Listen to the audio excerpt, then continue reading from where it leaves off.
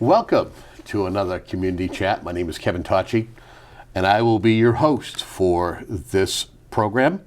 I'll be the host for a series of shows that we're doing that actually involve candidates who are on the town election ballot. As you may or may not know, that Abington's annual town election is coming up on April 27th. That's a Saturday, from 8 a.m. to 6 p.m. Of course, it's at the Beaverbrook Elementary, 1 Ralph Hamlin Jr. Lane. And we've been fortunate to be able to schedule candidates to come on in and talk about their campaigns, whether it's a contested race, or even candidates who want to come in and just kind of tell a little bit about themselves to the folks here in the community. Joining us today, we are fortunate to have Pam Neely. She is a candidate for school committee. Pam. Hi, how are you? Welcome to the show. Thank you for having me, Kevin. So we can't assume that everybody knows who you are, right? I hear great things about you, but for those who don't know, maybe they're new to town municipal government. Tell us a little bit about yourself. Oh, okay.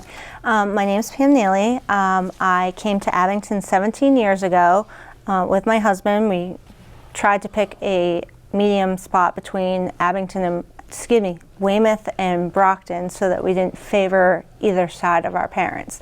I have two girls in the school system. I have Caitlin, who's in 7th grade, and Kira in the 4th grade. And let's see, I started my PTO career while I was at center school. So anyone who is younger than 6th grade wouldn't know what center school is, but center school used to be a school for kindergarten and preschool. So I started my PTO career there, and then went to the now Abington Education Program, and I was there till 2019. I started on townwide PTO as a treasurer in May of 2016, and have worked on the Woodsdale PTOs. I've helped out with middle school, high school, even though I don't have a high schooler there. And let's see, what else have I done? I worked on the strategic planning board this past year for the next 5 years as to what we're facing in our district and what we expect might happen in the next 5 years. Let's see, what else? I volunteer with COPES, and I was a paraprofessional in the school system from the 2019-2020 year at the preschool. And I also substituted from, let's see, Beaverbrook Middle School in the interim as well. Why did you decide to run for school committee?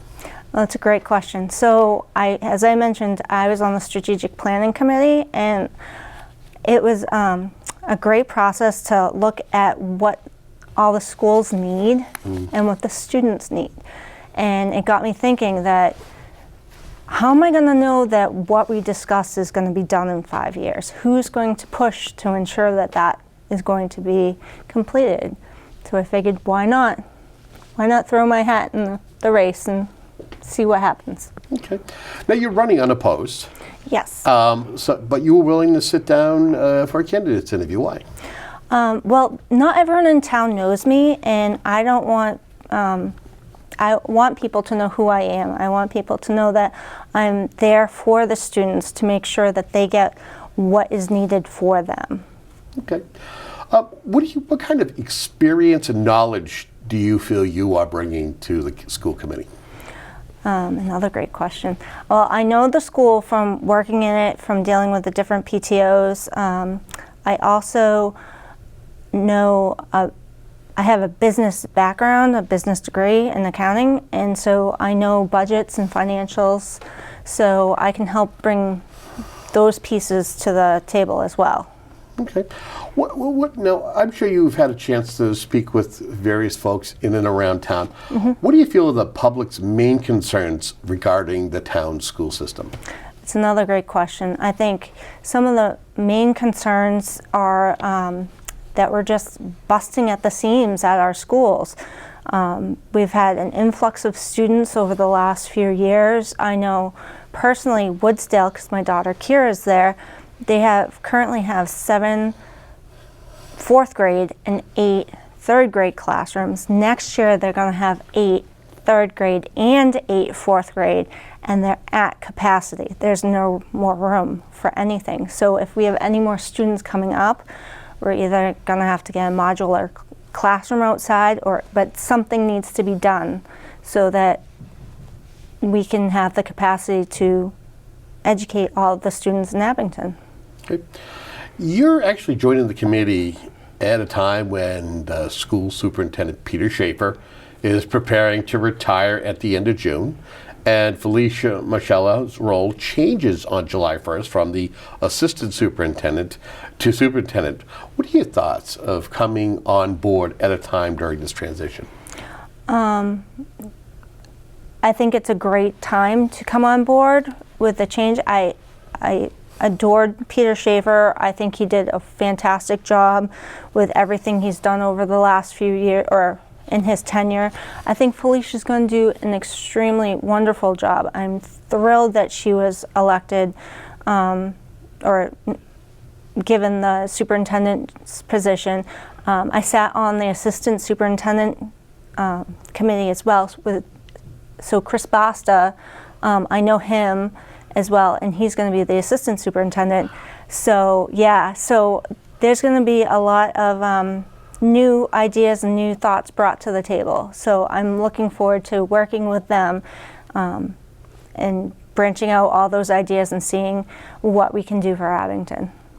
What's your understanding of the school's budget, how it's funded, and what's done consistently to provide for the district's educational needs? Another great question. So I know that we're given a budget every year by the town that we have to adhere to as best as possible. And I know at the last school committee meeting they were actually talking about the budget, and they give a lot of thought as to what the needs are of the students, of the administration, of the teachers. They're trying to look at it as a whole and where they can best fill those positions and best get the needs for the students filled. So for me, I know it's a very hard process, but I think that each school, and I know this from being on school council as well, each school has to present to the school committee what their needs are for the following school year.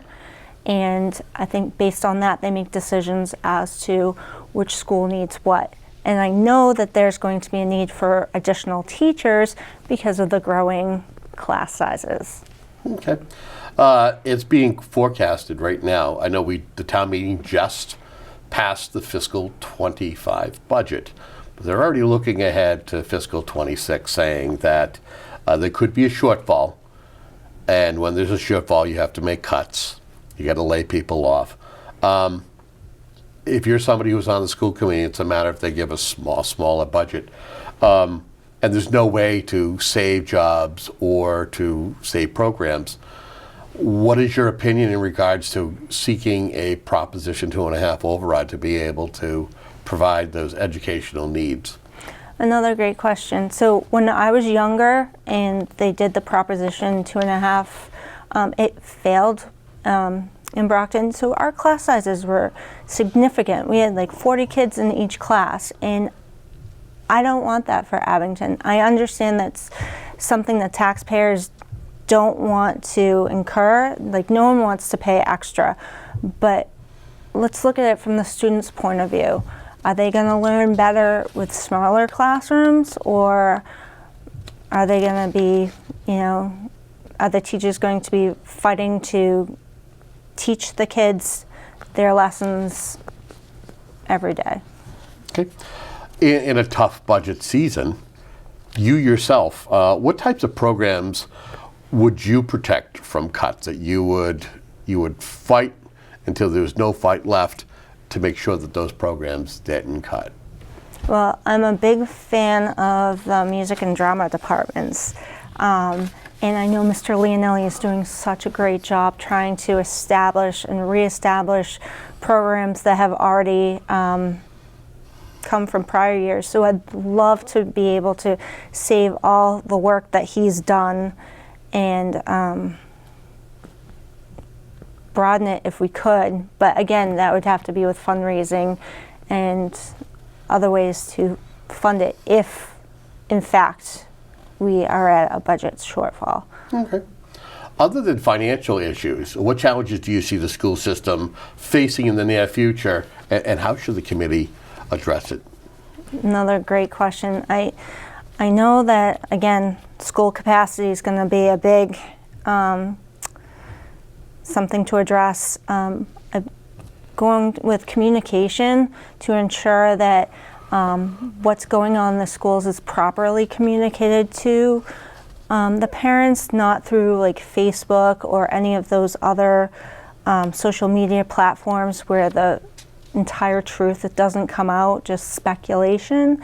I also would love to get more of that anti-drug programs into the schools. And also I would like to see if there's a way to combat bullying, because I know that that's a huge thing. It's also a hidden problem as well.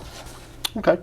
What do you see the school district's capital needs during the time that you're in as a school committee member?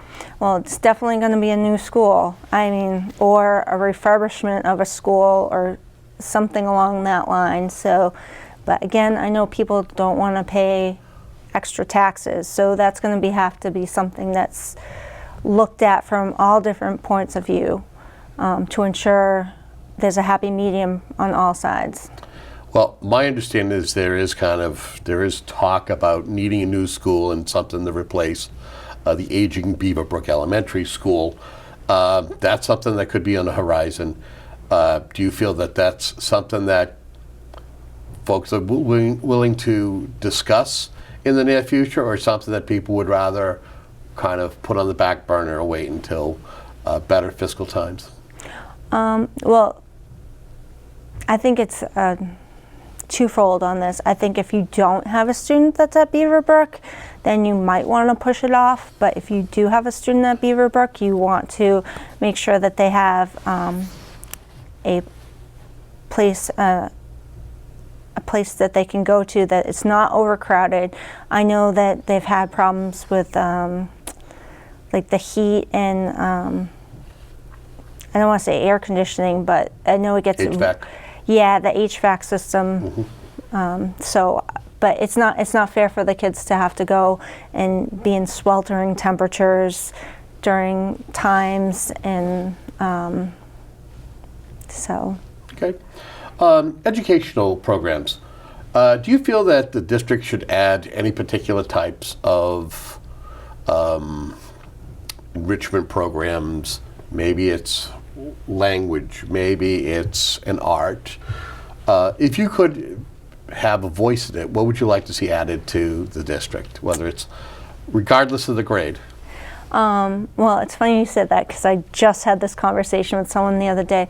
I would love to bring back wood shop and plastics and electronics that we used to have back.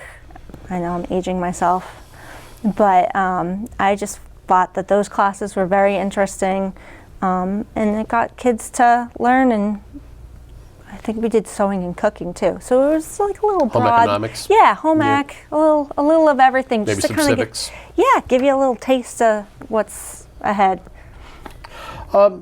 Abington is known for its local sports, its green wave pride.